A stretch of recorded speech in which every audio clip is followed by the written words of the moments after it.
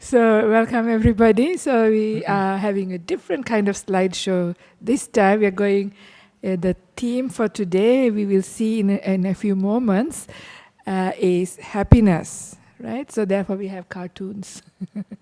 Hope you all enjoy cartoons. So here we have, it's a gradual path which slopes, slides, inclines gradually like the great ocean, which we spoke about last week. This is this Anupubba Sikka, Anupubba Kiriya, Anupubba Patipada. So, can I read? Yes. Okay. So I just wanted to, there's a beautiful simile from the sutta, and maybe it was mentioned last week, but I mention it again because it's a beautiful saying from what the Buddha said, that the ocean gradually slants, slopes, and inclines with no abrupt precipice. In the same way, this teaching and training, the penetration to enlightenment, comes from gradual training, progress, and practice, not abruptly. This is the first thing the monks and nuns love about this teaching and training. And in the same thing that says a bit later there, the ocean has just one taste, the taste of salt. In the same way, this teaching and training has one taste, the taste of freedom. Beautiful, thank you. Yeah. And this is just a fun slide to say, bring love to each step. It's important how we walk this whole path, right? It's not through gritting teeth. Because last night I was talking a little bit about restraint and sensual pleasures and stuff, and people, some of them got a bit worked up saying, we are lay people, we enjoy our sensual pleasures. And we want to walk the path too. So I said it's important that we bring in gentleness, kindness, the right kind of love, like metta, as we walk this path. And I have a simile for walking. You want to hear that? Yeah. I read this. Another beautiful simile. It's in the suttas mentioned many times, but I want to read it quickly as well. So this is how the Buddha describes finding the path. Suppose there was a person walking through a forest. They'd see an ancient path, ancient route traveled by humans in the past.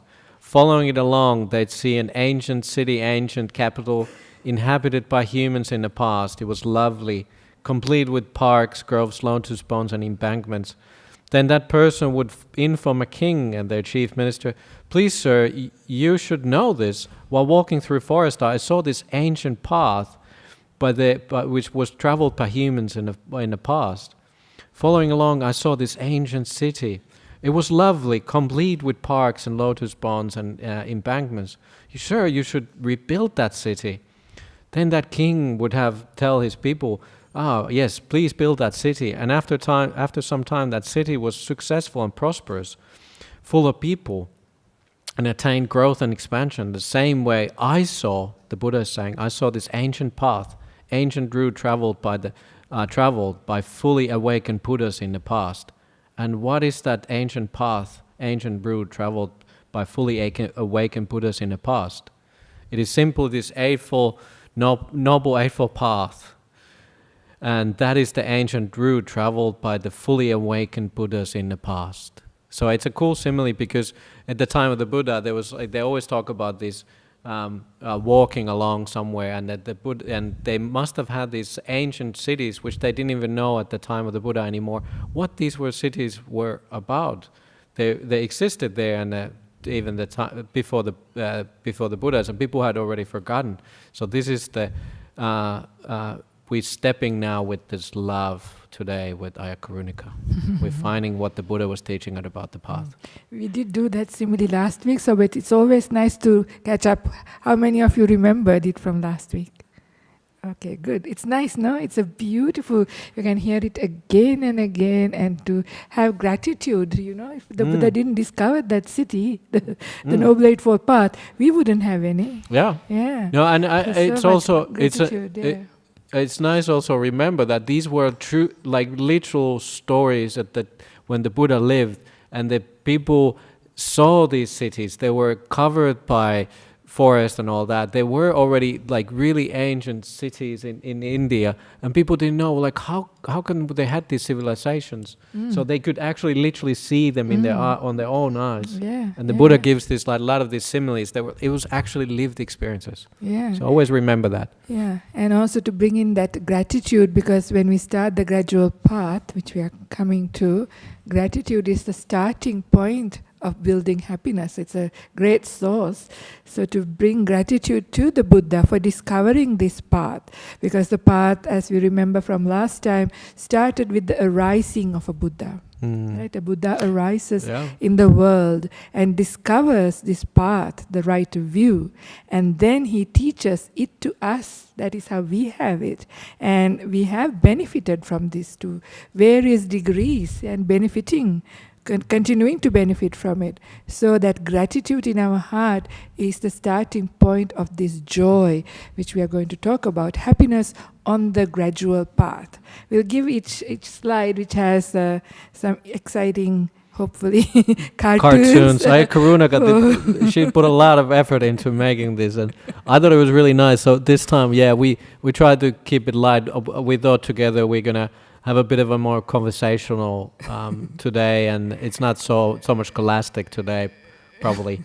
So this is today's the Gradual Path workshop approach of our Yeah, shall we just read out? Do you want to read out the cartoons one after the other? Happiness has nothing to do with success. So like, it's and a lot of these are nice sayings, and even death is not to be feared by one who has lived wisely. And it says, quoted by Buddha, it's not. It's not actually. Directly, I find out who it was. It's not the Buddha, but you could sort of like a lot of these things. You could sort of take it that it's from the Buddha. Actually, it's Jack Cornfield. Okay, but it's the teaching of the Buddha. It summarized. is absolutely. It's summarized actually, but it's funny sometimes fake Buddha quotes, but it's sort of fake. But be kind whenever possible. It is always possible. Dalai Lama says so. It's like you can always be kind, and I always like to teach people, remind that kindness really starts from yourself. There's actually, I learned this from Ajahn Nisarno. He says it's really nice. Like metta is like a money in a bank. If you have money in the bank, you can give. If you don't have money in the bank, you cannot give. You go into debt. You just keep giving, and you're giving the wrong thing. You're going into debt. So always remember, you really have to start investing in your own metta bank account. And then when you have the money, it starts overflowing very naturally out of there. So I like that simile. And happiness is an inside job. That's a nice saying. Inside job, isn't it something to do with, like, what are the investment? What's you would know. Bank robbery is inside job. So that's right. So you know how to get in there. Like that's right. So the mafia has the inside, but for us the inside is a different kind of inside. That's different kind of inside, and you work with it like in on your own heart. Yeah. And before we go into the next slide, I also want to say, like, the metta. Where is metta really coming from? It starts, to me, I was looking into it, it starts from gratitude. Like wherever you see a benefit, a goodness, something that you have received, it's easier to bring up. It's not always for everything, but it's easier to generate metta when you see a benefit, something good, something nice and helpful. You get gratitude, and when you have gratitude, it's easy to have affection for the person or the thing that you are gratitude for. So with that metta comes the happiness in the heart, which is quite nice. Okay, this is a very famous kind of cartoon. Where did you find that? I've been searching for it everywhere. Happiness, right? We are all looking for happiness in the outside world, but the smart fellow says, I created it myself. Is that true? Do you know how to create happiness? Do you need to create happiness? Yes, we need to create it inside. If you try to look for it outside, well, it's only mostly we get frustration, because craving promises us so much, delivers very little. And we get robbed off literally, even literally by money. We've been promised happiness here, happiness there. But often what we get is disappointments and frustrations. But the happiness that is created within, which is what we are going to explore through the entire workshop, and hopefully quite a lot today as well, that is something that cannot be robbed off, does not cost money. It comes from another place. I like the idea as well, as you cannot rob it. It's the idea that, like if sometimes people think that you have to protect Buddhism, or the idea that we are religion. Nobody can rob us peace and happiness. If That's you true. have contentment, happy, and happiness is so many similes in Buddhism. This kind of idea of happiness, we need to start cultivating different kinds of happinesses, and this was what we're gonna talk about today, about the gradual path. Well, like, what are these higher happiness? But let's say you have contentment. You don't need to protect your contentment. Somebody says you're like, that's your religion is contentment. I'm gonna take it away from you. It's like cannot happen. You don't need to, somehow go to war for Buddhism. It's just madness. Yeah. So now we just recap with the path which we have been through in a bit more last week. So this is the gradual training. Finding happiness on the path is today's theme. So, and what we are going to do today is we are going to just finish off, because Ajahn Brahmali didn't finish his session, left some behind, which is why we had to do a bit of recap. Yep. So I'll just join in, because I was there last week. But today's our focus is mainly on right action, right speech, and contentment. And we will just get started with sense restraint, but we won't go too deep, because that's the next two classes. They're going to go a lot in there, because when we were the teachers were having a discussion, we were all in agreement that a lot of these path factors were done even when they were doing Noble Eightfold Path.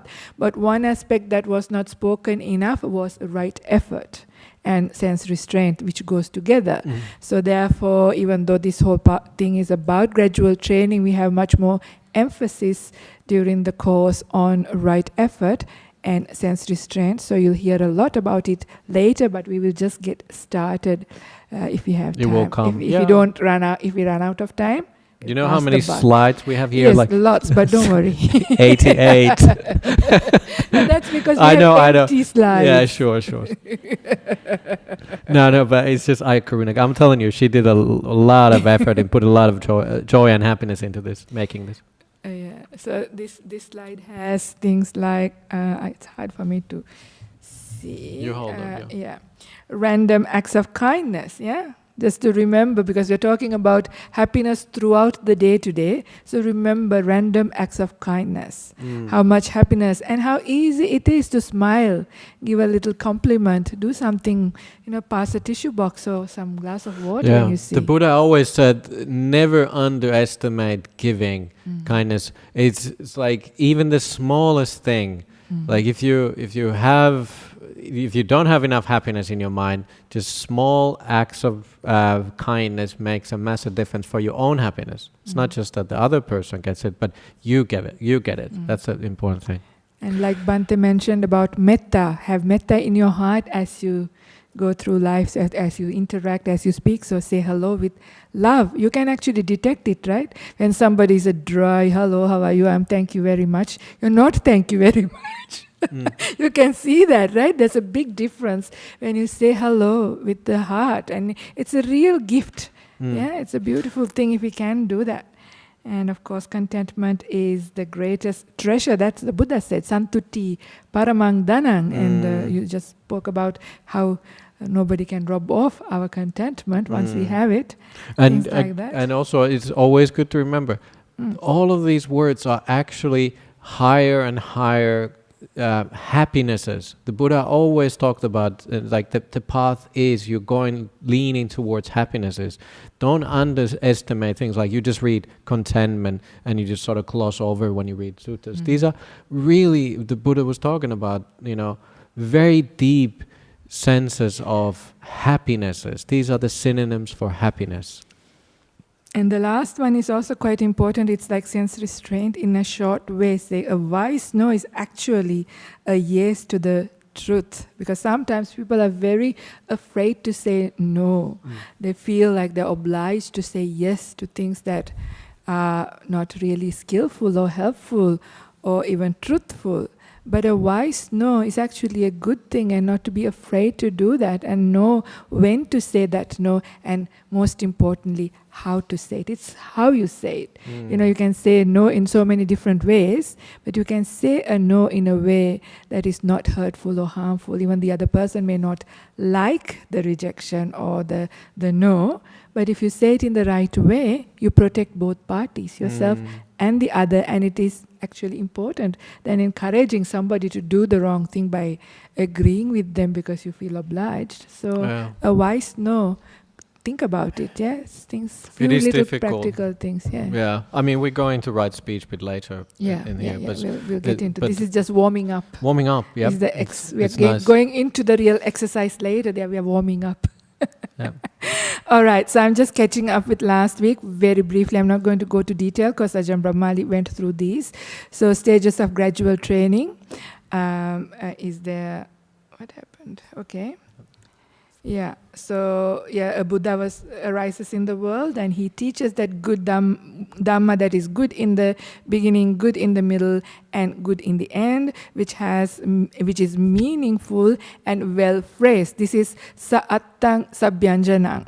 This is really important to remember, and that is the way the Buddha spoke. There is nothing superfluous, nothing to add, nothing lacking, right? It's kind of really perfect. But the problem arises if you don't understand Pali, and when we start translating, there is always some issues. Because that's why even last night there was questions, about the Panchupadana Kanda. You can translate those things in so many ways, but nothing is perfect, but we have to have it in mind. So try to learn, if possible, the Buddha's original language, at least for the core aspects. It's nice to know, but also be aware when it gets to translations and to modern commentary. Always take it with a pinch of salt. And I think the important part is not just try to figure out yourself. I mean, it really comes into this kind of aspect of listening different teachers, try to figure out for yourself, discussing about it. It's really important. We were just talking about this yesterday with Venerable Kimbila, and we had our driver yesterday, Rob, and like how must it have been really different at the time of the Buddha. The monks gathered together, and they were discussing about these things, like, I heard this, what do you think it means? And it was like there was a lot of this kind of discussion going on, and it was really part of the society as a whole in general. So I don't think we have enough of that, and that's part of the reason why we have this workshop and try to encourage you to ask questions so we discuss, and instead of us just giving the answers and this is the exact right translation, and it gets really dry that way. Yeah. So, and he reveals a spiritual practice that is entirely complete and pure, and the householders hear that teaching, or a householder's child or someone reborn in the same good family, they gain faith and confidence in the Buddha, and then they reflect. Living in a house is cramped and dirty. Sorry. We're bad saying this. But the life of one gone forth is wide and open. It's not easy for someone living at home to lead the spiritual life utterly full and pure, like a polished shell. Why don't I shave off my hair and beard, dress in ochre robes, and go forth from the lay life to homelessness? After some time, they give up a large and small fortune and large or small family circle. They shave off hair and beard, dress in ochre robes, and go forth from lay life into homelessness. So this is what is in that sutta. This is Majjhima Nikaya 27, Chulahatti Padopama Sutta, which is what we are using as the base for the entire workshop for the gradual training. So the main gradual training everywhere, the going forth is there. However, there are other suttas where the gradual training is offered, where you can also practice still as a layperson. So not to worry. Going forth makes it maybe more conducive conditions are available, but it is possible even as lay people to do this, and they did even at the time of the Buddha. Lots of lay people make much progress even as lay people. So not to get disheartened by just seeing that, we just had to read it out to make the sutta complete. Yeah, that's what we have to definitely. Maybe we don't emphasize enough, and that's why we get this kind of pushback quite often. It's easy for you to say as a monastic, but it's not. I mean, as a lay person, you get this same emotions and sights and sounds and thoughts as we do. It's not like we are somehow different as a person. Obviously, we live simple life and this and a monastery, and we are supported by our precepts and all that. But the same principles apply for lay people and monastics. You have to guarding your sense doors. You speak carefully. You do have honesty in your life. You simplify your life and your desires and you try to keep in mind what really leads to peace. And so that's the key thing as a layperson. And same for us. We always have to have this kind of back of our minds, like it's not so like technical things, but does this lead to peace? It's like am I leaning because of we coming to right livelihood and right speech and all those things, but they all sort of gear towards. It's leaning towards peace, that it's leading me away from this cycle of rebirth. That's what you have to have, this kind of like back of your mind, that what's the end goal of this? This practice leads away from the rebirth process.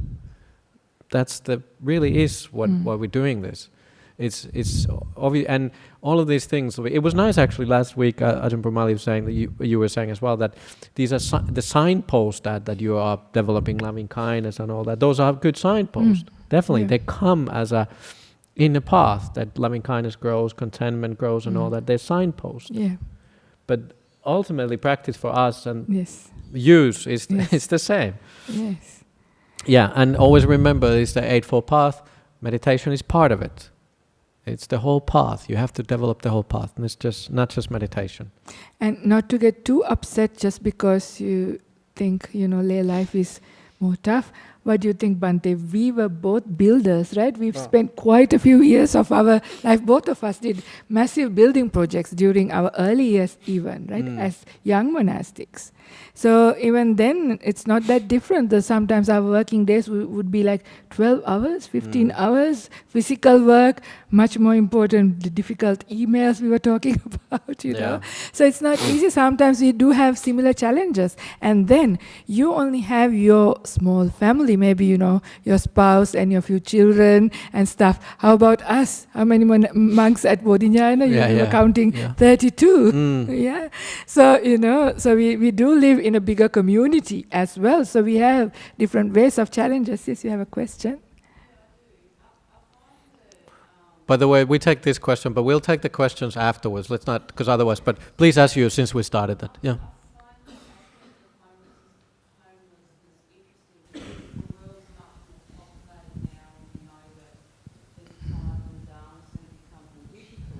But in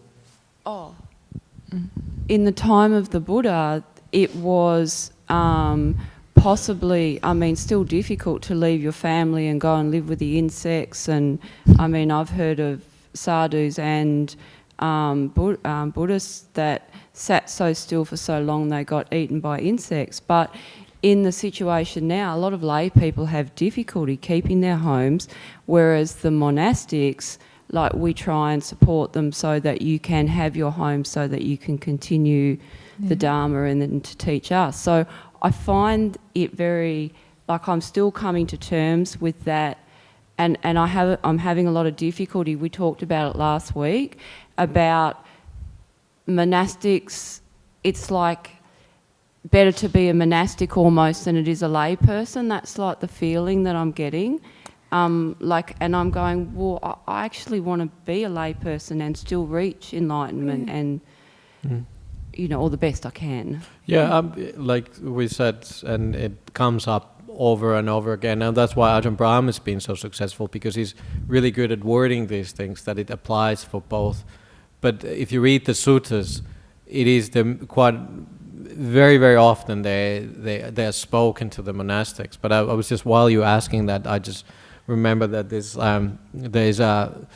few suttas, for example, and then they ask Buddha, like, oh, how should we practice? And there's, like, for example, there's one sutta called with Mahanama, and then the Mahanama goes to Buddha and said, how should we practice? Like, it's like, and the Buddha said it's good to, and he says we spend our life in various ways. Which way should we practice? And the Buddha says, the faithful succeed, not faithless. So you have faith in the Dhamma and the Buddha, Sangha.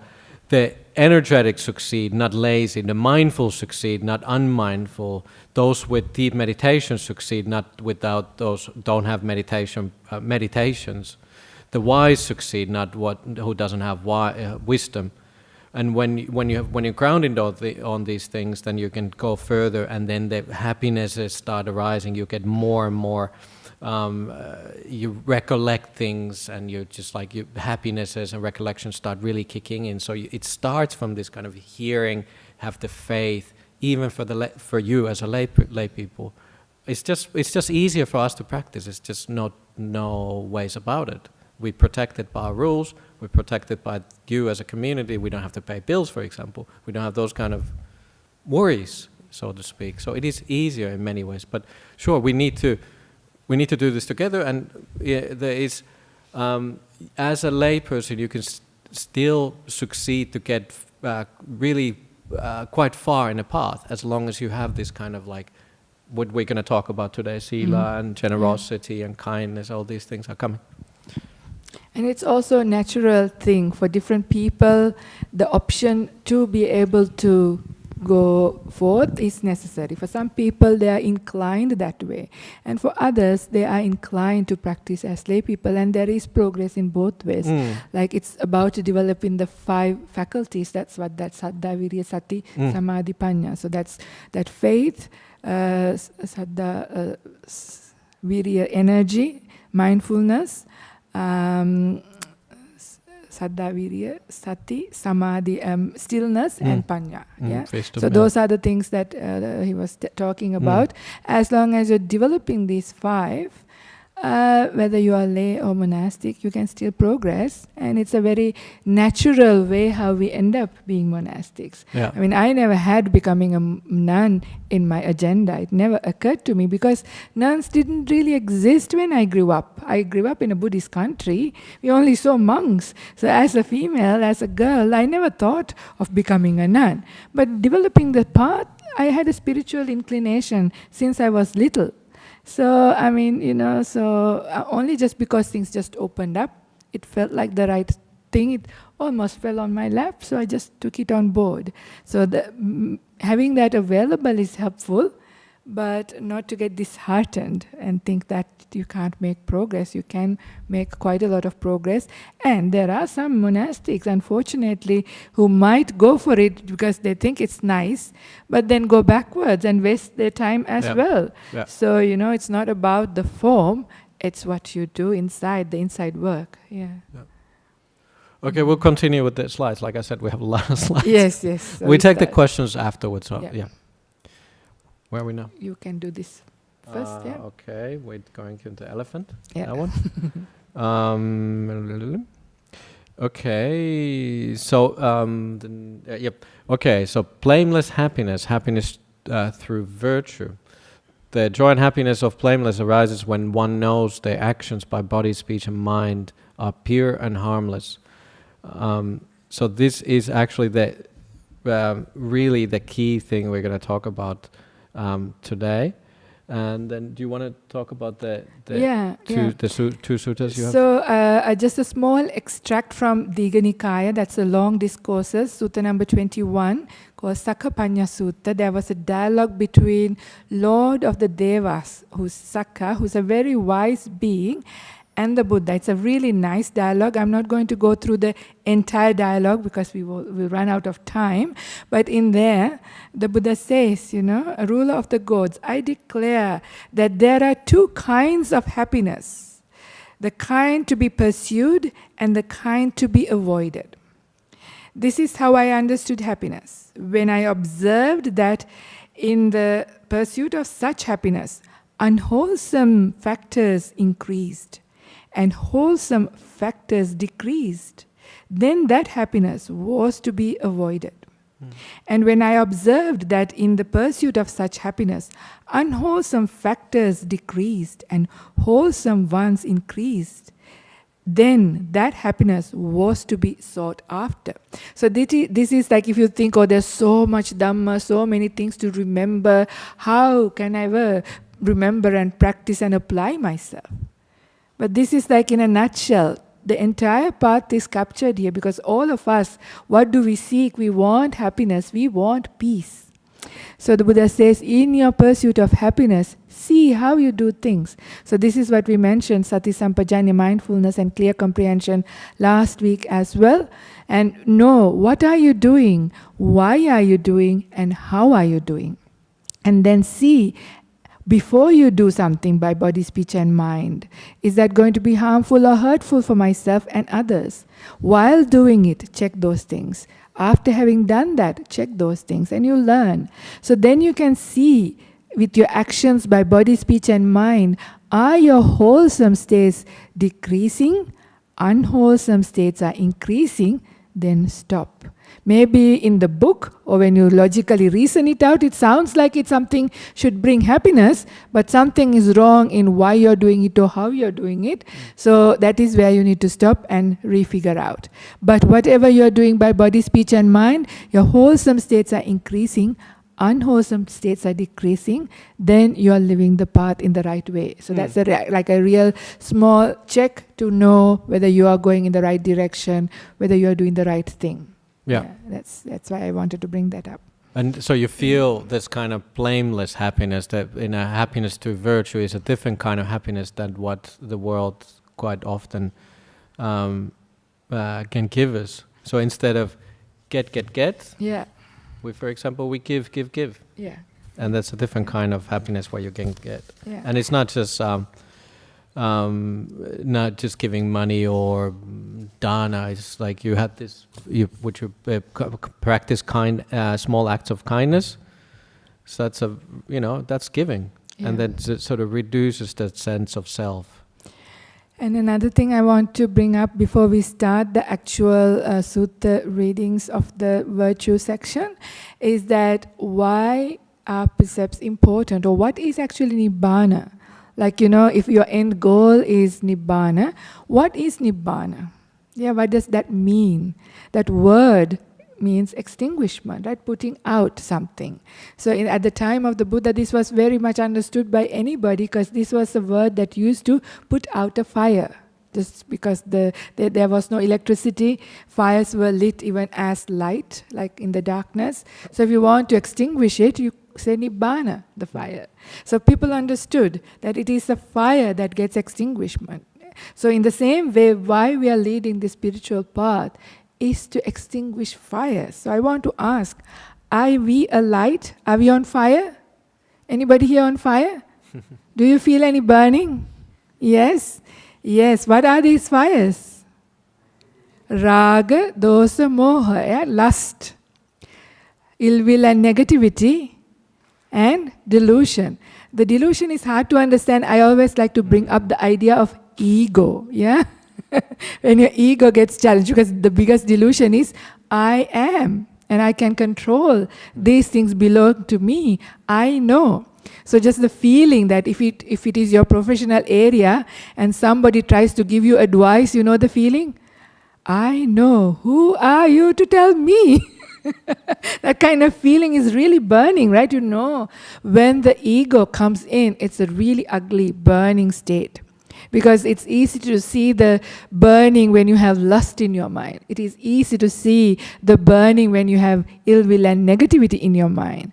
But you think, where is the delusion causing the burning? There it is. Yeah, when the ego comes in, there is this burning.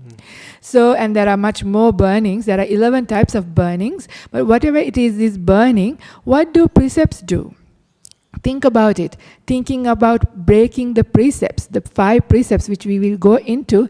As we go into the precept C, when you break the precepts, fires get lit up in our mind because it's a state of burning. Like when you kill, when you lie, all of those things. When you do something, little fires get lit up. But when you keep the precepts, you can see it helps to extinguish the fires. It helps to cool yourself down. So it is important to remember, because some people think of precepts, it's just like the grade 1. I just go into mindfulness and serious meditation. Wow, no nonsense with these precepts. This is not just like this. There are, in fact, unfortunately, some monastics who are misrepresenting the teachings of the Buddha in the current world. So if you're listening to a lot of YouTube, be careful. Some you will hear. It's not important to keep precepts. Just, develop mindfulness, learn the suttas, get the knowledge, and you will get enlightened. But this is not the teaching of the Buddha. The Buddha emphasized the gradual training. It starts with virtue. And why it is important. That's why if your end goal is extinguishing fires, then why it is important to keep the precepts. If you don't, you can see how the fires will be kept up. That's what I actually want to highlight. I cannot see how you can be a sort of serious meditator if you wouldn't naturally start getting better and better ethics, kindness, whatever you want to translate, which we talk about a bit later. But it's sort of like, it feels to me like mindfulness. The more mindfulness you have, and then the meditation deepens this kind of awareness how you behave in the world, and then you start seeing. It's like, this is how it affected me when somebody told me this, and this is, I saw how it affected others when I spake kindly or unkindly. I can't see how you couldn't naturally start seeing. It's a very natural progress. That is, if you have right mindfulness and right stillness. But you know how the other problem, which we won't get in this class to talk about, is that mindfulness is big in the world, but there's a lot of wrong kind of mindfulness. So people, unfortunately, even in the Buddhist world, are now practicing wrong kind of mindfulness. It is still mindfulness, but not samma sati. I just remember there was this one monk who was saying, not saying that he had teaching wrong thing, but he was saying that it's a good sign when if you're a good meditator, that the other people start feeling you're more, if they find you more irritating. And I was like, what? But I'm not saying what kind of meditation he was teaching, but that you become this kind of like very, how would you say that? You are this kind of like, not harsh person, but you just sort of like, you don't care about anything. So nobody, it doesn't work that way. And I was like, and I could see that the people, the others who, they actually brought that monk to this monastery I was staying, and then it's like, they were that kind of like, they didn't seem to have any kind of feelings. They were very, they thought equanimity, that's equanimity for them. Right. And then it says they weren't harsh, but they were just sort of like, nothing seemed to matter for them. It's sort of like there was no kindness, compassion in them, like naturally. And so that's what the monk was saying. Oh, it's a good sign. Right. Yeah.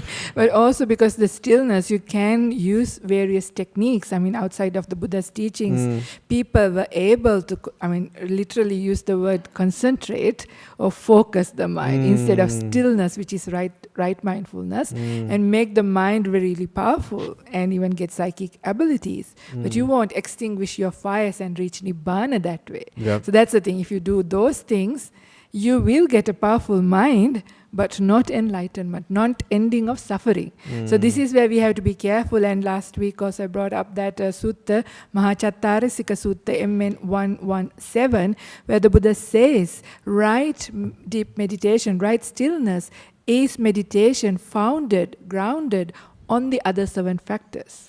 So which is why Sila, what we talk today, we are speaking about that, and sounds like really the primary school class, but it is not. This is where the real the groundwork ammunition is, the real power comes in, because it's the sila, the virtue that gives the energy for us to ride the journey all the way. It's like that everything rests on that kind of, exactly.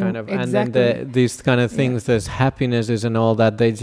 It's a natural progression of the path, and it just has to happen this way. There's no other way. Can I read a quote from the sutta? Yes, please. So the Buddha says, "So Ananda, the purpose and the benefit of skillful ethics is not having regrets." That's what we were talked about. I hope I'm not sort of saying what we're going to come later. Anyways, joy is the purpose and benefit of not having regrets. So you're having joy from having not regrets.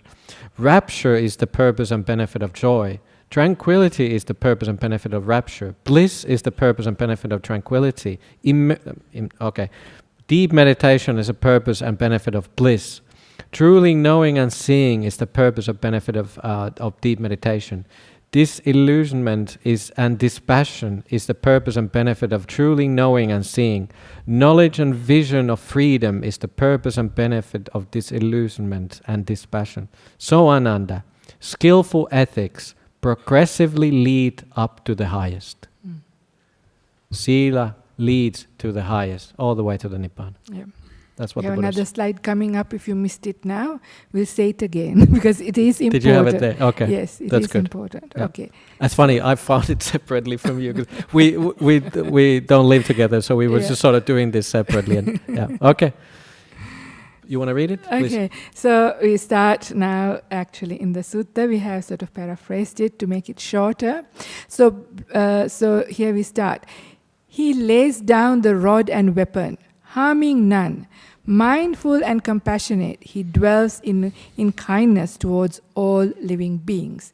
So really important to remember here, it's not about only refraining from doing the harm, but actively cultivating the opposite. So mindful and compassionate, he dwells in kindness. So always remember, the precepts are not only about the refraining part, but also doing the positive opposite side as well. So this is highlighted beautifully here.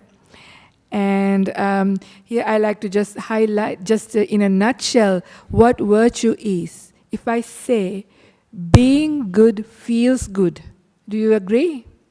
Being good feels good. Being bad feels terrible, isn't it? And we know that.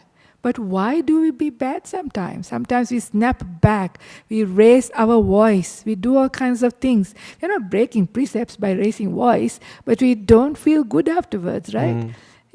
Sarcastic kind of tone sometimes we use.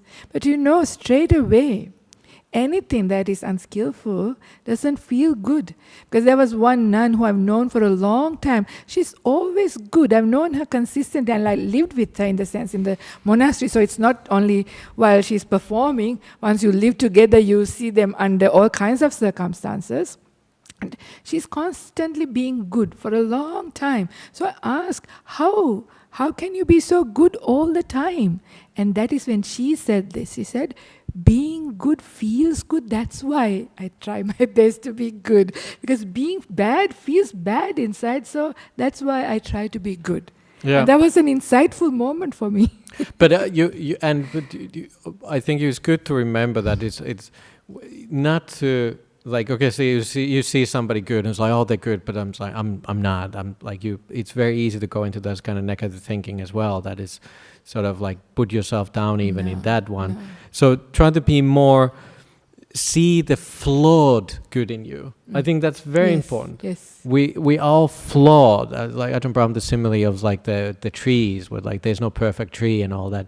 I really like to think of see myself or act more naively towards the world, or see the flawed good, be more innocent. All of these things, there's honest, and it's honestly, that kind of innocence and naivety, it is good. It feels it's nice, and try to see that flawed good in you. It's really you put in the practice, and you almost have to force yourself to be a little bit that way. Just to it's hard sometimes to see the goodness in yourself, but the other way is no fun.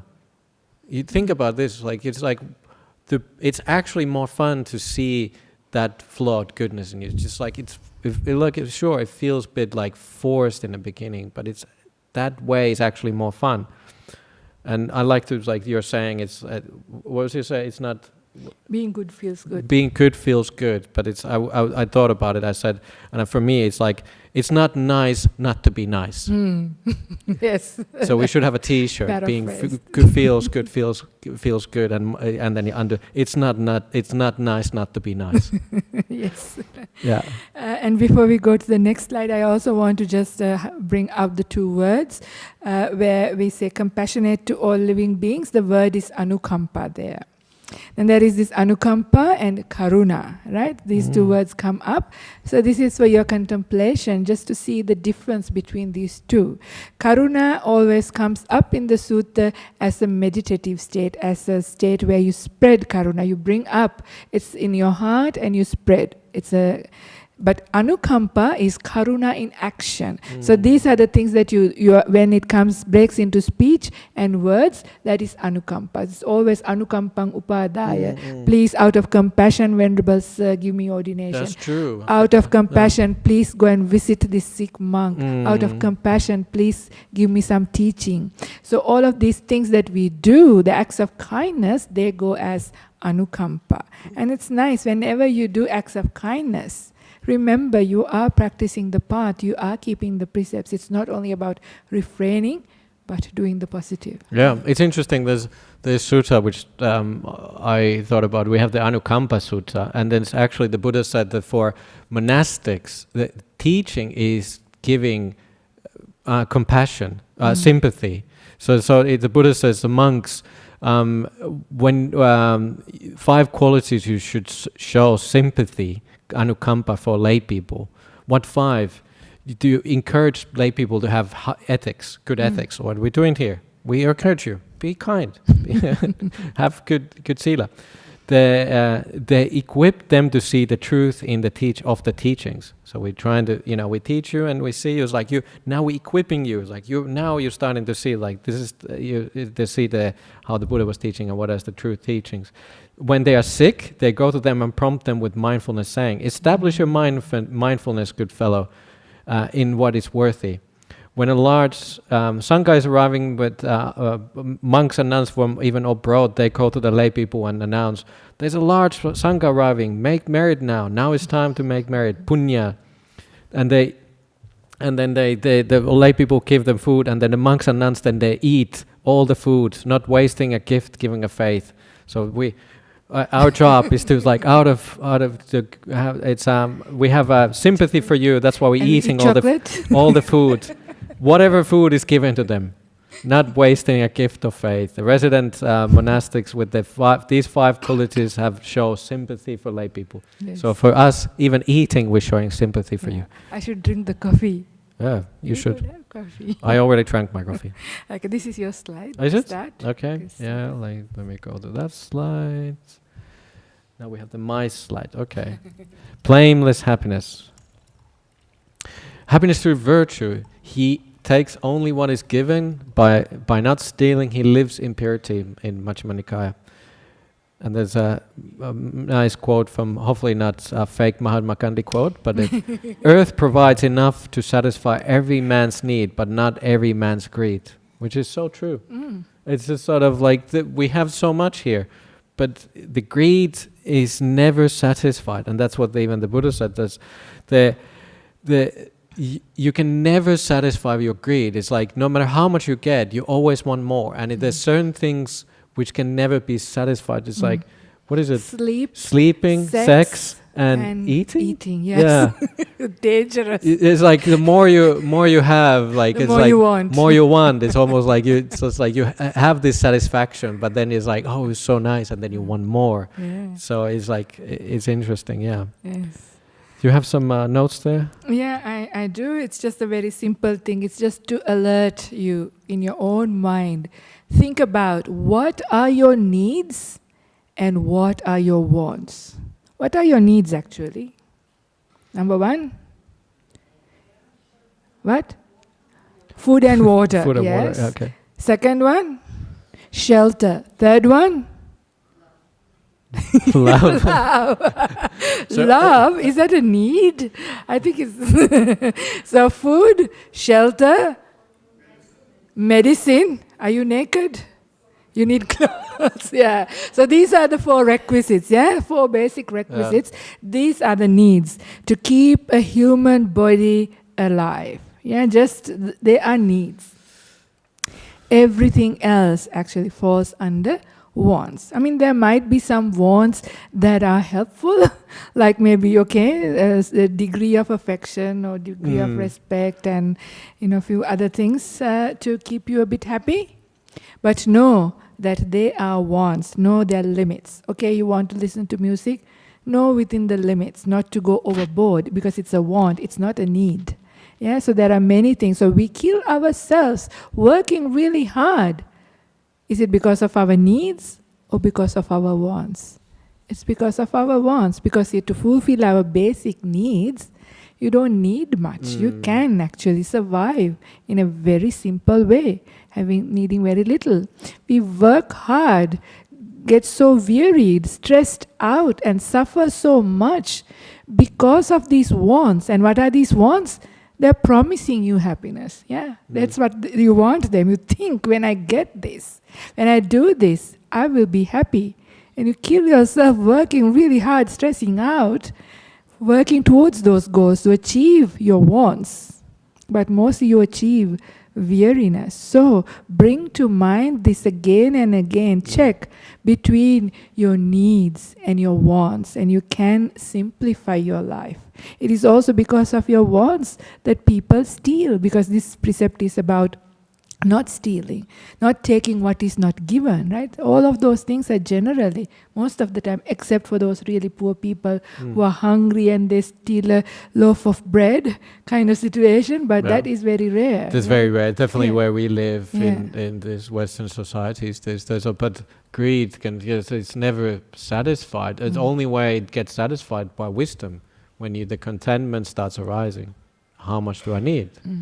And it's certainly true that there's not much we can need. We truly need, yeah. Yeah. And the other thing is also when you look into the gradual training sequence or the Noble Eightfold Path, there is no generosity, Bhante. There's no But we talk about so much about generosity. Where's generosity? Yeah, well, it could be different things. Maybe, Really? yeah. It's not so important? No, I mean, no, it isn't very important. But we always talk about giving. Isn't it interesting? As monastics, we always talk about we just giving. spoke about it just a minute ago. Where did we get this from? Whose idea was this to talk about giving? So, just give. Yeah, well, this is one place it is coming up, because in here, not stealing, but always the Buddha said it's not only about refraining, but doing the opposite. Yeah, so instead positive of aspects. stealing, you also give. Chaga, it's a big part. It comes up everywhere. We will highlight every time where there is an opportunity that is showing generosity, even though it is not spelled out. It is there almost everywhere, so hard. So it's almost with every factor, giving is there. A form of giving is there. Because when we think about giving dana, giving things. But giving is much more than that.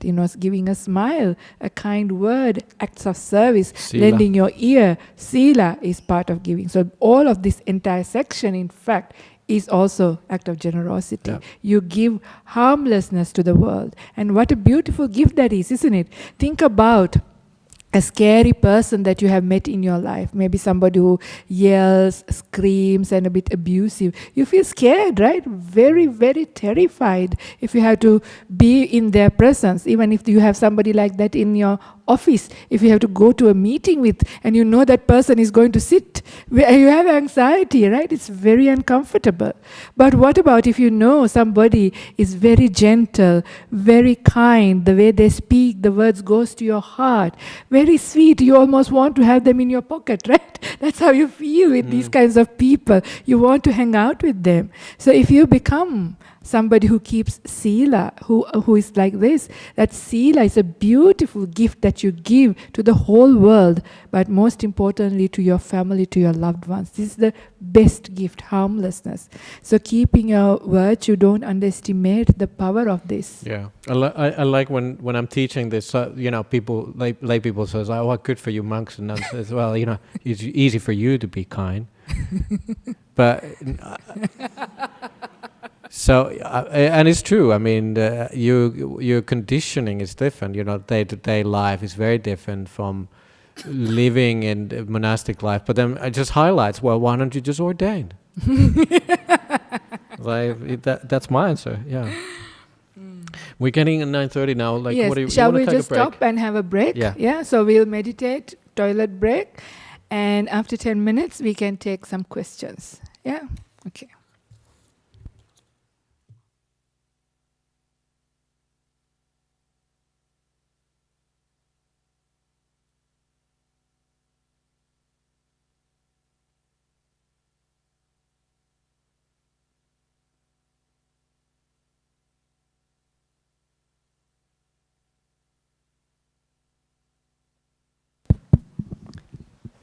Ajahn.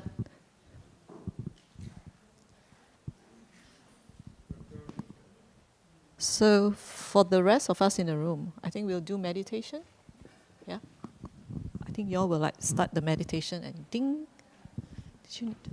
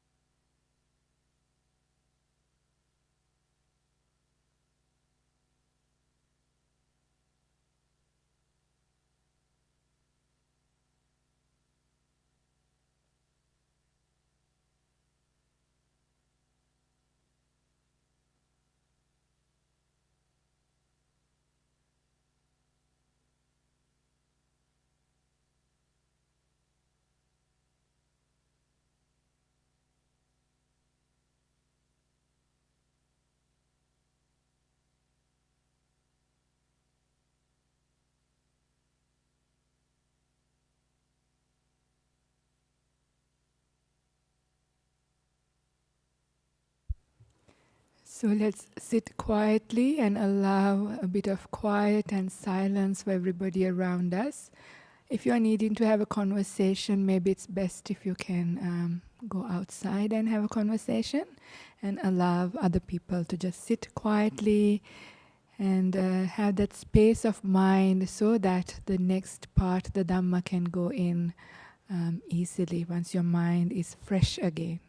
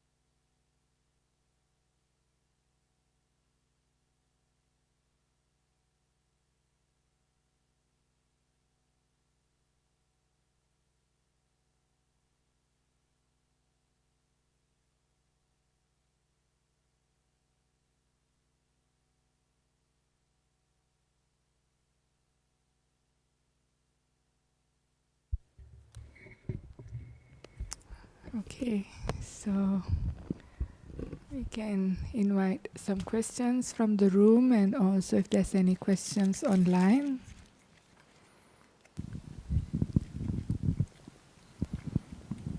Hi, thank you for the workshop. I was just wondering, did the Buddha give Can any... you speak up a bit? Oh, okay.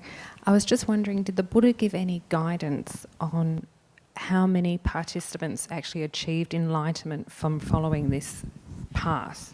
Like, is there anything spoken in the suttas about the number of proportion to participants? Yes, there is. This question came up last week as well. In some of the suttas, the Buddha indicates everybody in the audience achieved something. And whether it is authentic, whether it was later added, we had a discussion as well. But certainly some places it was authentic. And at the time of the Buddha, there were many beings who were in various stages of enlightenment, whether they were stream winners, once returners, non-returners, and arahants. That was known, that there were many arahants. And also there are times that somebody passes away and the other people ask, so where did that person go to? What was their destination after they pass away? And the Buddha has the ability, the Dibba-chakku, the divine eye, that he can see what happens to somebody passes away. And he would declare, yes, that person has finished his job and he was fully enlightened. So there are many occurrences. So you can say at the time of the Buddha, there were many people who reached Nibbana. Yeah. You want to add? Yeah. Okay. Yeah, not much to it. You Okay, can pass the microphone to the next person, but yeah, it's always hard to say. Like that's always seems to be a lot of big worry for everybody. It's like if you don't have faith, that there's probably no enlightened ones anymore. But that's not true either. But no. Okay, my question is on blameless happiness through speech, or saying something in public or whatever. It might be sweet as honey to some, but a bitter pill for some others. So does it still become blameless happiness? The same thing that somebody is preaching or saying is very welcome and very, worthwhile for the majorities, let's say. But for a few, it is a very bitter thing. They don't like to hear that. But they are listening. So they will be, not happy. So where does the blamelessness stand in that aspect? You want to start? Yeah, it comes from where it's coming from, where your speech is coming from. It's a good one to point out. I will expand it even further. There are also passive-aggressive people in the world, right? Some of these passive-aggressive people, when they speak, very sweet, really sweet in your face, but they stab you from the back as well. And then other times, that's one kind of speech that can be, like when you hear it, sounds nice and sweet, but where is that person really coming from? So this is the important thing. If they're sweet, but trying to trigger something in the other person, which they do, then it is not blameless, because it's where and what is your intention of, or sometimes you have ulterior motivations. You're so sweet to your boss, so you can get the promotion. Or, if you have that kind of thing, then is it very pure? I mean, there is still goodness in good, kind words. But if you had an ulterior motivation, then it is not, it's black and white. But and you also said sometimes for majority of people, these sweet words are sweet, but there are few people who get upset with these sweet words. Yeah. But it is also the listener as well, right? So the person may be blameless because they came from a good place, but the person who's listening is listening through their defilements. So that is why they got upset. So it's a two-way thing when it's a conversation. So when we talk about blamelessness, it is always for the person who is speaking and where they're coming from, what are their motivations. So that is what makes it either blameless or grey or actually harmless, harmful. Yeah, that's what I have to say.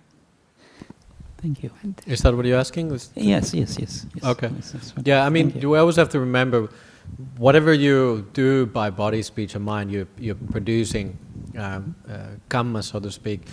It's very, very difficult to say that it's completely pure or completely bad. We always in this kind of scale of somewhere. It's like you have to think about it. It's like you're giving, but there is a little bit of thinking perhaps in the back of your mind of like, may I receive something? May there's this sort of like it's tainted a little bit with sort of like greed, so to speak.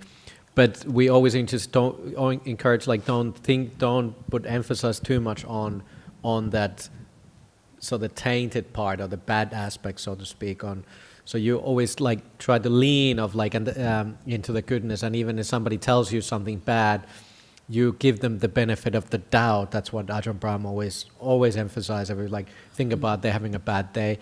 Probably their father spoke to them that way when they were a little boy, and they're just continuing. That's their conditioning. So we always sort of like try to lean towards seeing the good in faults of others, or faults in ourselves, or flawed goodness, like I was trying to say. Yeah. So nothing is ever perfectly. Well, they are perfectly good and bad, but you have to be pretty far on the path to be you're doing perfectly good deeds. Because of the defilements of our minds, it's always a little defiled. But we are coming to the speech aspects later. Thank you. Yeah. Thank you very much. Okay, Ananda has the mic. Yeah. Thank you, Ayya. Thank you, Ajahn, for the nice workshop. And before I ask my question, the very same answer that you gave now, I think last night you based your Dhamma talk on the inner sutta at the date in 6:45, and then the sutta just before that, 6:44, Miggasala Sutta.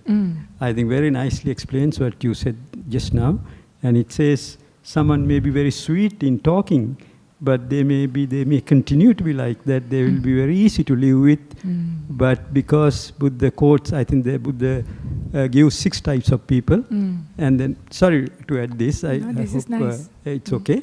And then Buddha says, because of other hidden qualities, exactly what you said, they are not going up, they are going down. Right. So Buddha says there is some other person who is at times talks rashly, but because of Buddha says the underlying statement there is the stream of learning that carries that person up. So I thought I may, with your permission, add that. And it's it's a good point, because sometimes we have to speak a little bit. It sounds like harsh. It's not harsh, but sometimes that's why we said a wise no, or the way we say something. Sometimes in the short term it might be difficult, but it is for the long term benefit. And so therefore, it is. We have to know what is blameless is exactly where is it coming from, what is its purpose. So that is when it becomes blameless. Initially what I wanted to ask was that you mentioned where would you say, you ask, I think almost in the tongue-in-cheek, that where is the chaga in the path? I think, would you say that it is right at the top? And everywhere. Because it's the right view? Very same sutta that you quoted, 117, MN 117, that the Buddha says, the right view starts with the mundane right view. Yes. What is the very first item on the mundane right view? Giving. There is purpose in giving. Yes. So it is the path. And then in the second factor as well, the nekamma sankappa, the motivation to give up, renunciate. Exactly. So we lay people start with giving until it almost hurts. It shouldn't hurt. I mean, there is that shorthand which is quite often we use with dana sila bhavana. So and it's not really exactly worded like that in any sutta, but it's a shorthand for many suttas. So give, dana, sila, you give your ethics, or however you want to translate. And bhavana is cultivate, practice, loving kindness, all these things like, and that's it's a shorthand for this path for, so to speak, for a lay person as you are, for everybody really. Actually, there is a sutta, Puññakiriyavattu Sutta, and it's in the Anguttara Book 8, thinking about the number, 36. And then it's all about Dana Sila Bhavana. And it's Buddha says there are 3 grounds for doing good. Puñña Kiriya Vattu Sutta. Puñña Kiriya Vattu Sutta. And the first one is Dana. I think the bulk of the sutta is on Dana. And then he says some people only practice Dana. But it will take them up. So I'm saying that's my question, and I commented as well. And it's the I think the sutta starting from 30 to 39, I think, in Anguttara Book 8 is called the Dana Vagga. Right, yeah. So it's in 36. Yeah, of course. And so I thought I will share that. No, it is. It is everywhere. That's why I just brought it up as a question, just to highlight. Just because it is not in the path factors, just visible, that's because it's everywhere. Every factor is accompanied by chaga. But not only at the beginning, which, as like you rightly said, from right view, at the very end, the third noble truth. Third noble truth is giving up the very craving. What is the phrasing there? Chago, patinissago, mutti, analayo. So chago is giving. That's the same word for giving. Dana is chaga. So giving up of craving starts. So that is the end of the path, right? Because when the craving is ended, you've reached your goal. So that is how important chaga is. It starts from this very mundane type of giving. And it is all the way up to giving up of all of your defilements. And I think that's, while talking about this, actually, this sort of highlights the thing. It's like the more you give, it becomes a practice. It becomes a habit. It becomes, that's how this kind of giving becomes ingrained. You cultivate it by giving often. And again, it's not just giving money, it's giving keeping precepts, which is giving, the giving others the peace of mind, and many, good speech, giving them the kindness. Yeah. Yes, Ajahn, that exactly what both of you said just now. I think it is repeated, Buddha repeats that in the Dhatu Vibhanga Sutta. Buddha in that sutta gives 4 chattaro adhittano. I think the 4 foundations. That sutta is built on those 4 foundations. Yes. I think the third one is chagam manubruheya, the foster generosity. Yes. Okay. I think so it's everywhere, and it's in the let's give others the time to ask questions as well.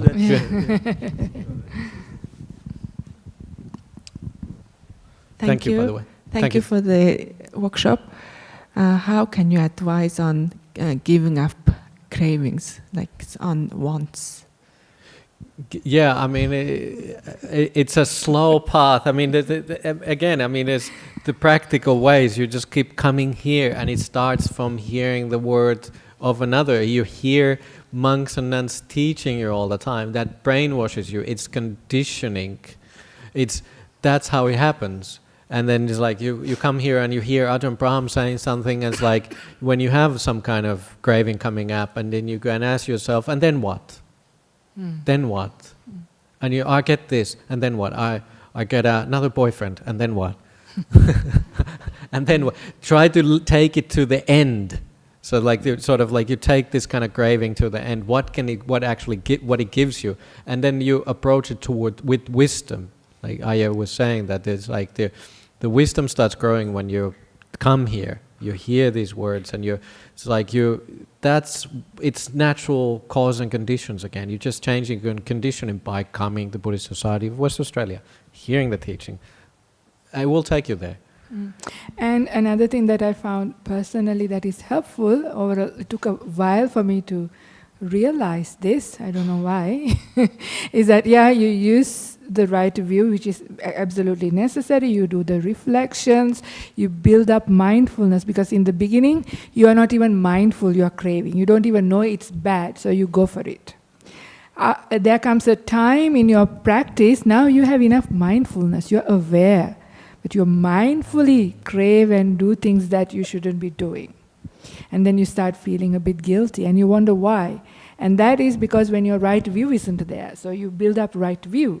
So when your right view is stronger, then that also stops. This is this beautiful simile that recently Ajahn Brahmali came up with. Like, you see people walking with a mobile phone, but when they come to cross a road, they stop. They stop not because they have mindfulness, but they have a certain kind of view. Not the Buddha's right view, but the view that if you go right into the road, you will die because you'll get hit by a car. So they have that view, it's dangerous to walk into a road. So right view can stop you. But it goes even further. Sometimes you build up, so you have mindfulness, you have right view, but you still do the wrong thing. You still crave. The desires can be so strong and it feels bad, it feels not nice, it feels hard. How do you stop? What is really helpful is stillness. This is also why we meditate. Whatever little meditation you do, as the mind becomes still, it gets easier. Because otherwise, just even having mindfulness, right view, some of these strong flows, it's hard to go against. That only you get a handle on it when your mind has a bit more power, when it is more still. So you have to work with all angles. It's a holistic approach, dealing with craving, dealing with desire, because this whole path is about that. Ending of craving, you're done. Yeah, So, have patience. It's interesting. Exactly, have patience. That's a good way to put it. Because I've just remembered the sutta where Buddha talks about greed, hatred, and delusion, and he says some of them are fast to overcome, and then they're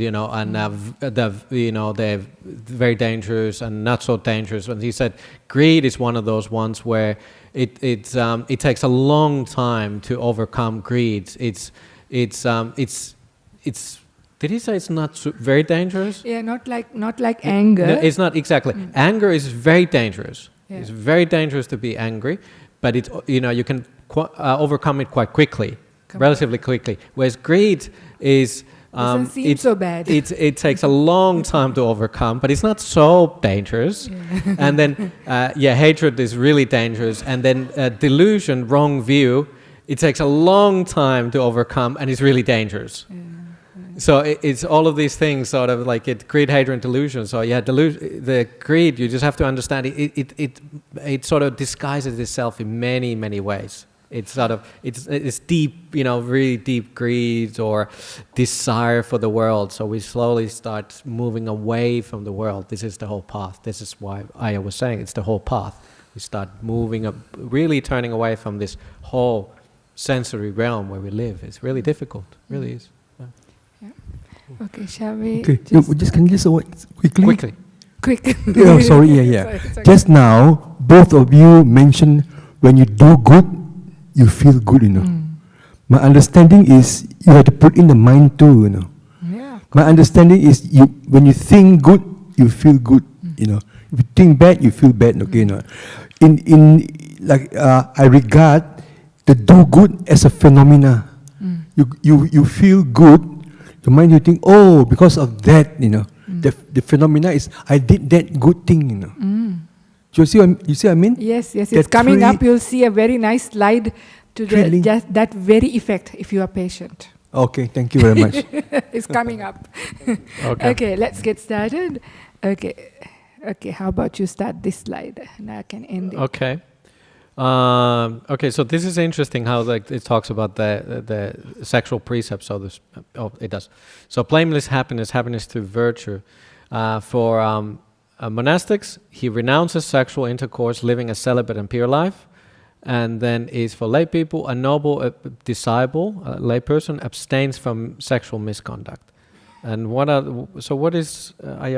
Can you talk about what's the sexual misconduct for lay people? I think we should talk about more about that. Sexual misconduct is given. I can't remember the sutta. Maybe Anand can remember. We can give it to you later.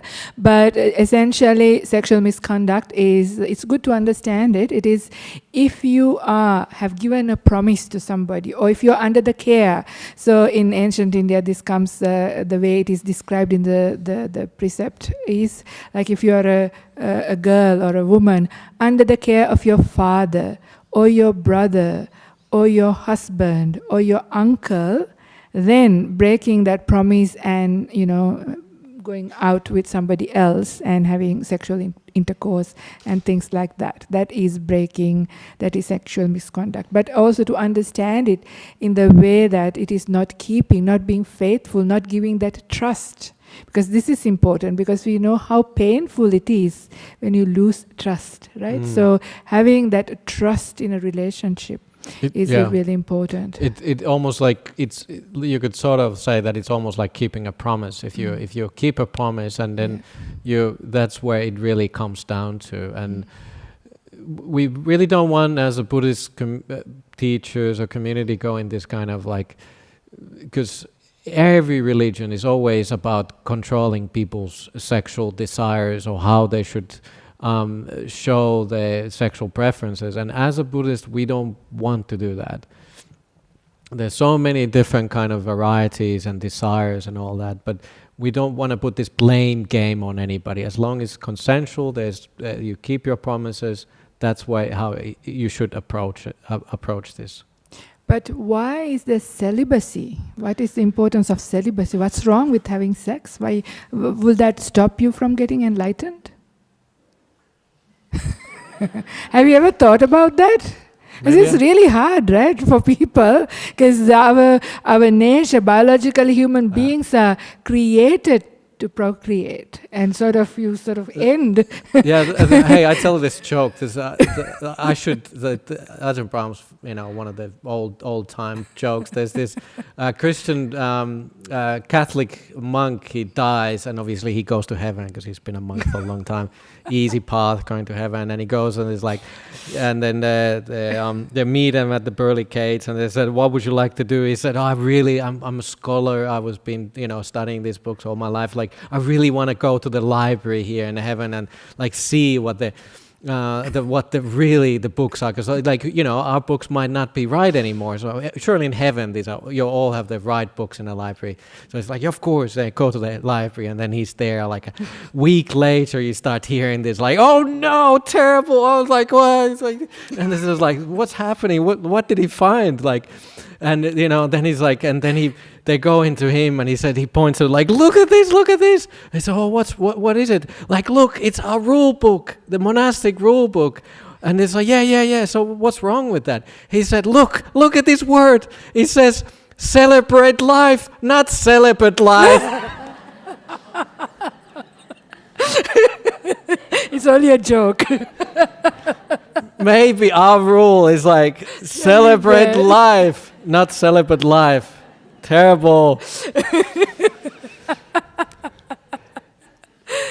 But I mean, this is part of the. I think the thing is that this kind of the sensual desire is so fundamental for us humans, and for us to sort of overcome that sort of highlights into the idea of why monastic live in certain way, that we have to be celibate, because it's the kama tanha, this desire is so fundamental. This sort of like you cannot overcome it by doing it.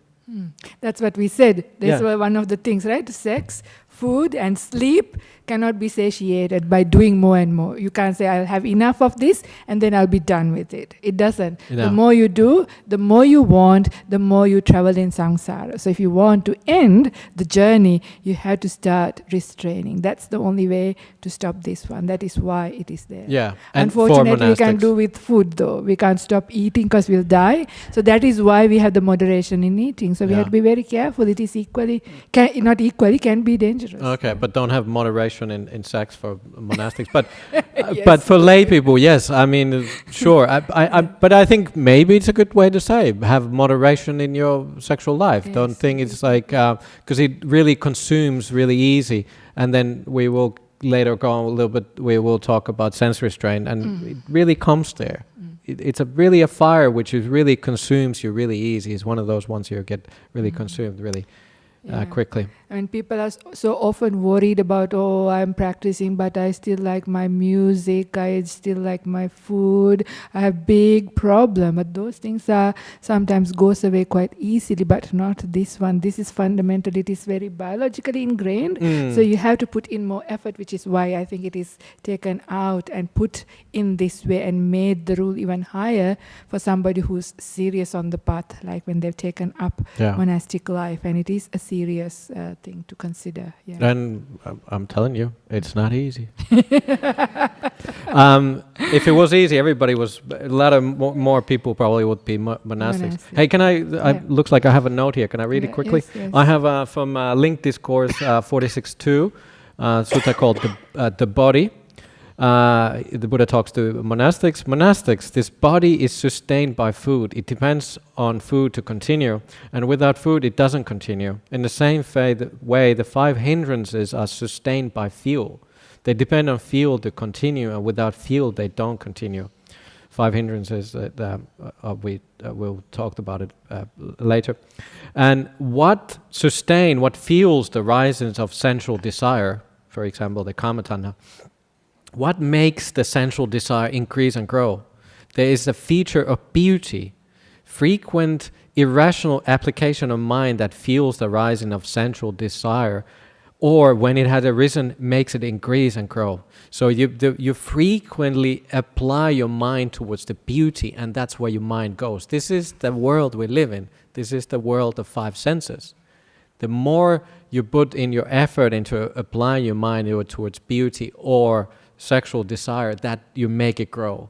It's just, again, it's at the monastics, we sort of naturally protected by that, and and if you 8 precepts, you come to retreats, you naturally just sort of support in that environment by that, because then you don't apply your mind towards that. You don't, even if you use perfumes, it's quite sensual thing to do. It sort of brings your mindfulness into that. Yeah, and also there's another sutta, I again can't give you the reference, it comes to mind just now. The Buddha says, first of all, we get attracted to our own body, our own self, our own gender, and then we get attracted. And this is why we have in the very important practice, Satipatthana practice, Kayanupassana. Yeah, the Kayanupassana is to get the right understanding about what a body is. Yeah, so that is how important it is when we have attraction to our own body and bodies of the others. We can't stop but continue on this journeying in samsara. Again, we get another body. So this is why it is quite important, and the Kayanupassana section is there, because we see, and instead we have to change our perception. Instead of seeing beauty in a body, we start to see it's just body parts. That's what it is. We change our perception, misperceived perception. Think about your most beautiful person, maybe a movie star or somebody. Maybe they have beautiful eyes that you would like, but if they take the eye and give it to your hand, would you want to have it? They might have beautiful hair which you like to stroke. If they take a lock of their hair and put on your dinner plate, would you want it? Yeah, they have beautiful skin. They peel off a bit of skin and give it to you. Would you want to have it? No. So these are just yucky body parts. But we have got this distorted perception when seen together as beautiful. But it is not really. And the beauty is in the eye of the beholder. We said Nachetana yesterday, a beautiful sutta as well, like Sankapparago purisassa kamo nete kamayani chitrani loke. So it's not the world's pretty things that gives rise to lust, it's your lustful intention. And where does that come from? Taking up that sign of beauty. We just think it is beautiful and we make it beautiful, and lust comes up. So we create it, and what is lustful for me may not be lustful for you, I can guarantee. So this is the thing. So that's all I have to say for that. I actually, I had that sutta, I just kind of find it. It's coming up again. Oh, really? Okay. Yeah. And now I'm lost. Yes. Please go ahead. Because I'm not. Okay, so in here now we are starting with speech. So it goes to, he speaks only truth, faithful and reliable, deceiving no one. Yeah, this is about truthful speech. So the speech section is in 4. There are 4 things. So speak your truth, and how you speak. So this is important. I don't have a lot to say, do I? No, you do, but do we want to? Yeah, you want to say something before? No, you have the Majjhima Nikaya 61 there, but I don't know if you... It's basically... yes. That is there's a very famous sutta where the Buddha talks to his son. They said, don't speak untruth, even if it's just for, even for the sake of fun, really. Yeah, let me read it out because it's beautiful. I forgot all about it. Yeah. So in this is MN 61, Ambalattika Rahulovada Sutta, just a little extract. The Buddha says to his son, Rahula, do you see this little bit of water left in the pot? And Venerable Rahula says, yes, sir. That's how little the ascetic life's nature is left, those who are not ashamed to tell a deliberate lie. Then the Buddha, discarding what little water was left in the pot, said to Rahula, do you see this little bit of water that was discarded? Yes, sir. That is how the ascetic's nature is discarded in those who are not ashamed to tell a deliberate lie. Then the Buddha, turning the pot upside down, said to Rahula, do you see how this pot is turned upside down? Yes, sir. That's how this ascetic nature is turned upside down in those who are not ashamed to tell a deliberate lie.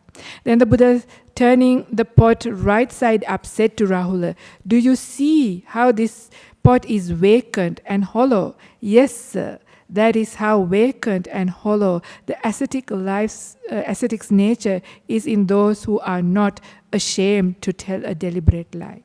Suppose there was a royal bull elephant with tusks like chariot poles, able to draw heavy load, pedigree, and battle-hardened.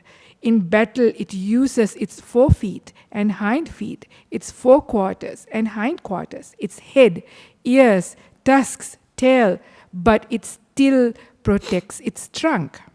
But then in the sutta it says, but the moment when it also starts to use its trunk in battle, then the Buddha says, then that there is nothing that elephant would not do. And that is similar to when somebody starts lying. When you start lying, there is no other bad thing that you would not do, because people would do everything and you would lie about it. So lying is very serious, seriously bad. So to be careful. Sometimes if you're just a killer, but you're honest about your killing, is better than somebody who's a liar, who could be killing, doing all other things, and yet lie and live a lie. Yeah. So it is dangerous. So this is what the Buddha is saying. So just wanted to say. And I think it goes into also the difference between ethics of what the Sangha, monastics, monks and nuns keep. You have to be so much more careful with your ethics as a teacher and as a example. And people, I think a lot of people don't realize how much pressure we are under. So there's that we have the right understanding, but also the right ethics, the higher sila for us monastics. That it's honestly it really consumes a lot of monks and nuns, especially when you start studying the precepts. That you just don't break your precepts. Later on, they become a bit more natural, and you can just sort of live a bit. You keep your precepts, but it's not natural. But in the beginning, there's a lot of pressure. It is, yeah. And it's an interesting. I don't want to go to this. There's a interesting sutta, the simile of the great mass of fire. Buddha, one time they were walking on the road and they saw this. There was a massive fire burning on next to the road, and the Buddha said, "Is like, you see that massive fire?" And he said, then he gives a simile that for monastics, not you really to do this kind of like, you don't keep your precepts is so bad. It's just sort of like if you're unethical, it's really bad for the monastics, and it's like you really can get reborn in a place of loss, bad place in hell for monastics if you're unethical. And then he gives like a lot of similes, like how maybe I'd give you one so you understand how, like what the Buddha says, that would it be better for you to embrace a girl or like with soft, tender hands and feet. What do you think would it be, or would it be more painful for you to embrace that massive fire you saw or lie down next to that massive fire there? What do you think is nicer? And then the monk said, yes, obviously it would be nice to lie down next to a young girl with the soft hands and feet. But he says, I declare to you, monks and nuns, that it would be better for unethical man of bad qualities, filthy with suspicious behavior, underhand, no true ascetics or spiritual practitioner, through claiming to be one, rotten inside, festering and depraved, to sit or lie down embracing that great mass of fire. Why is that? Because that might result in death or deadly pain. But when this body breaks up after death, it would not cause him a reborn in a place of loss, bad place, and underworld, hell. So there is actually a lot of suttas where the Buddha says, like, don't be a bad monastic, it's really dangerous. And then he gives a lot of similes at the end. That's interesting, because quite often a lot of suttas end where the monks, they say, oh, thank you so much, we know they were really inspired. And in this sutta, after like going through a lot of similes of what can happen to bad monastics, and then that is what the Buddha said. And while the discourse was being spoken, 60 monks spewed hot blood from their mouth. 60 monastics resigned their training. They gave up the robe and returned to lay life, saying, it's too hard, blessed one, it's just too hard. And it's like, so it wasn't always easy, even those days, but there's for monastic, we really have to be careful how we behave. Yeah, let's go to the next one. And the next one is, he refrains from malicious speech, avoids spreading divisions, and instead you foster unity, friendship, delighting in harmony, and speaking words that promote concord. Mm-hmm. Let's speak to that.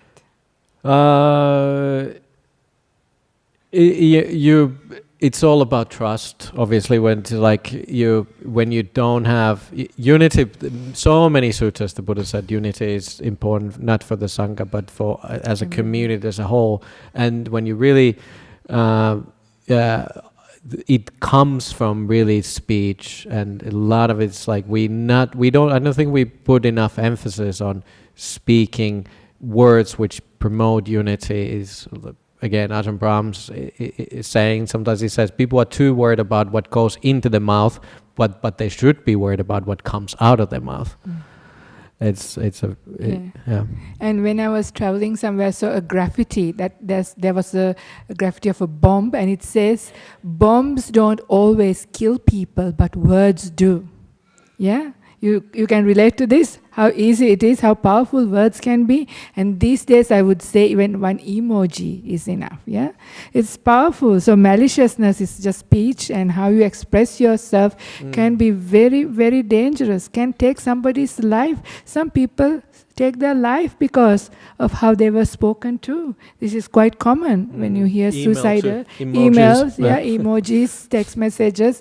So maliciousness is dangerous, but rather there's so much for monastics as well about the importance of unity, harmony. They say, look with kind eyes, both in private and in public. Yeah. Speak kindly words, both in private and in public. You know, do acts of kindness, bodily acts of kindness. So harmony is so important, because this harmony creates those fires, because this whole path is about extinguishing.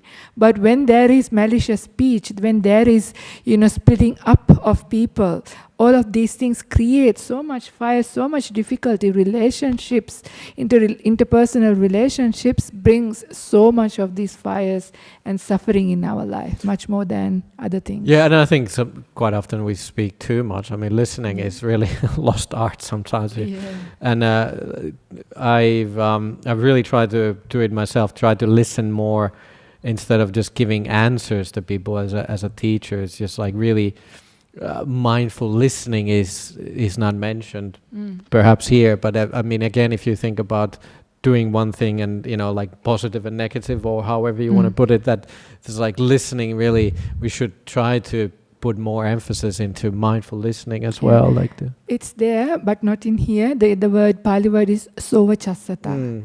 Yeah, sovachasata is somebody who's easy to speak to, who listens, who takes the instructions well. Yeah, in that. Sure, in that sense. But not just instructions, but if somebody has something to say instead of just you listening. And I since we, as monastics, we get the opportunity to go see dying people and in hospitals or sick people, I really try to remind myself every time I go to the hospital ward, and just before I go into the room, I'm not here to really to tell them things. I'm here to listen. It's like I try to put more emphasis, and that's part of the mindfulness practice. Like speech is also like refraining from speech in a sense that I don't need to always keep talking. Yeah.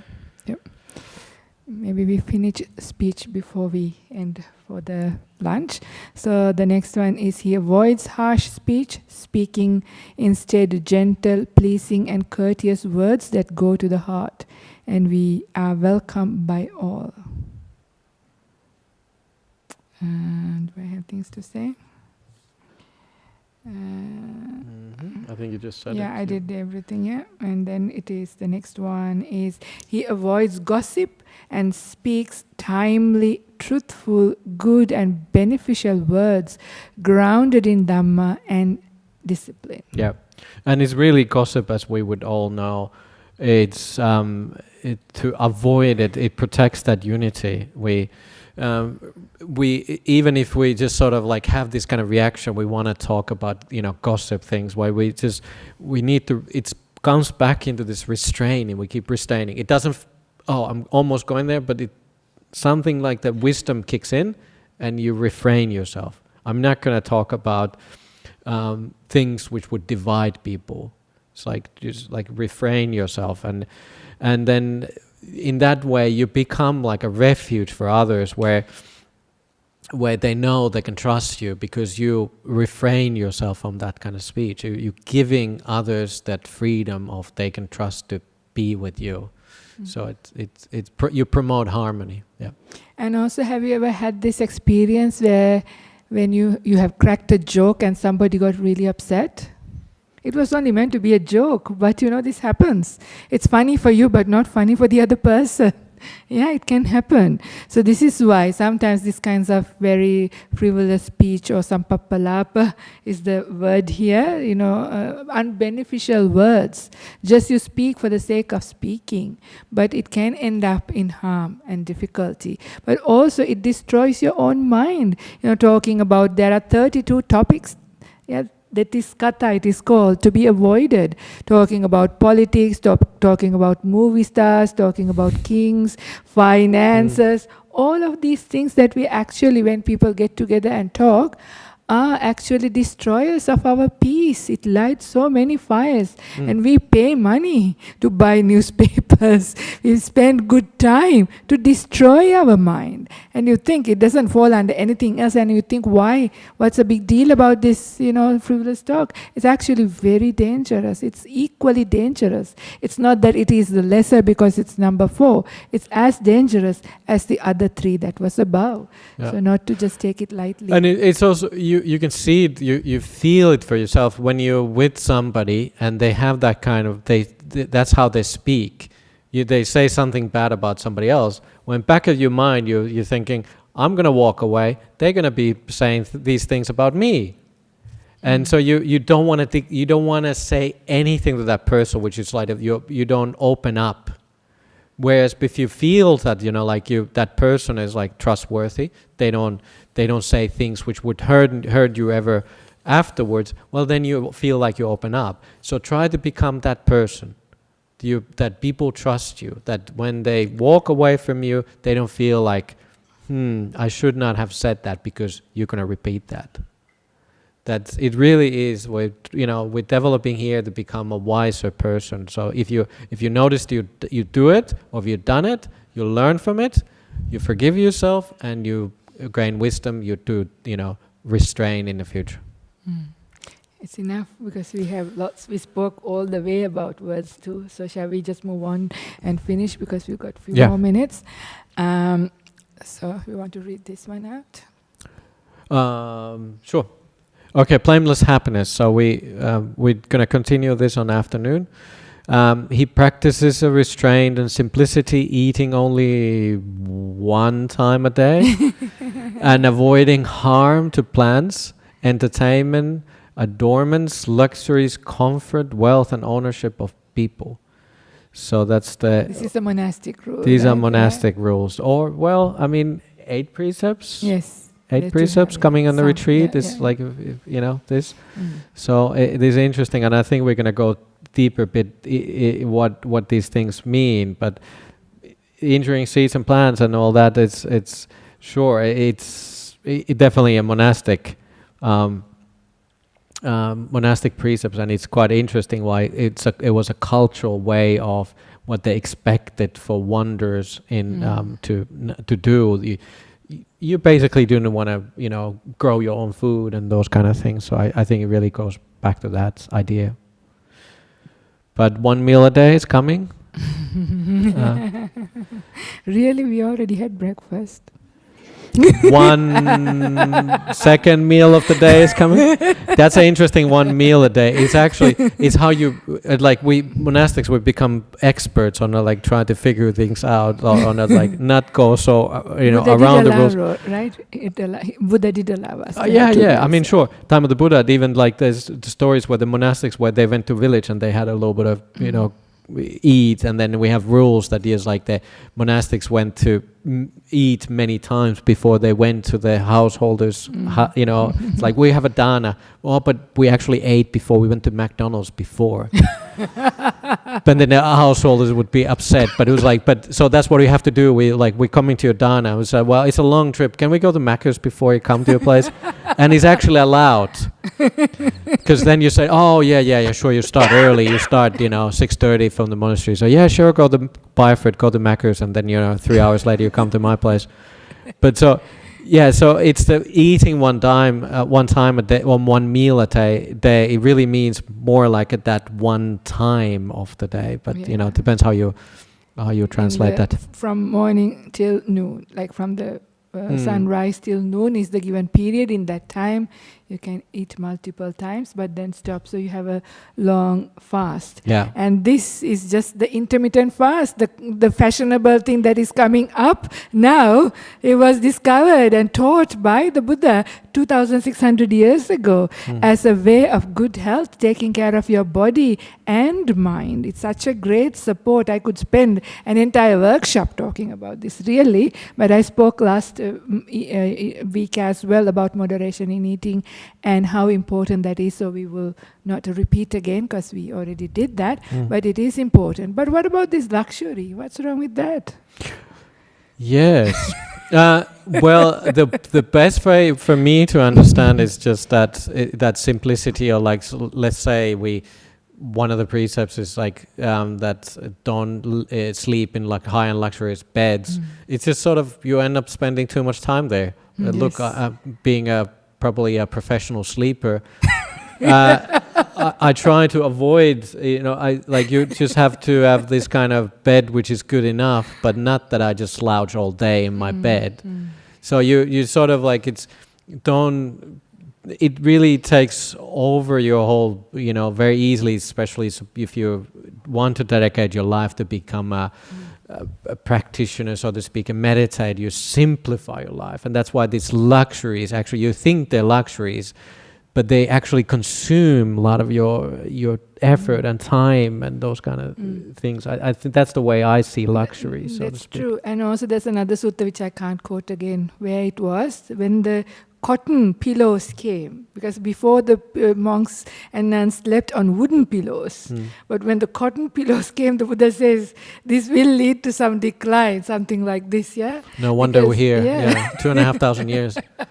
Cotton pillows. Yeah, that, and also with the luxury things, it's also about status, right? You have the CEO's chair, the mom and dad have the big bed, and it's kind of also about status. When with the luxurious furnishings also build up to your ego and stuff as well. So simplicity is much, much better in so many different ways. I don't think we have to spend a lot of time, but it is. And you don't have to protect if you have old Toyota Corolla instead of like have a brand new Mercedes Benz. You really don't have to worry about your vehicle, whatever you have. It becomes this like luxury. We think it consumes us. That's how I see it. It really takes a lot of effort of protecting and consumes our life. Instead of simplifying, is always it just feels free. Yeah. Feels beautiful, yeah. Simple life. We will stop there. How about that? 10:30 exactly. Perfect. Lunchtime. Second Second meal of the day. Eat moderation.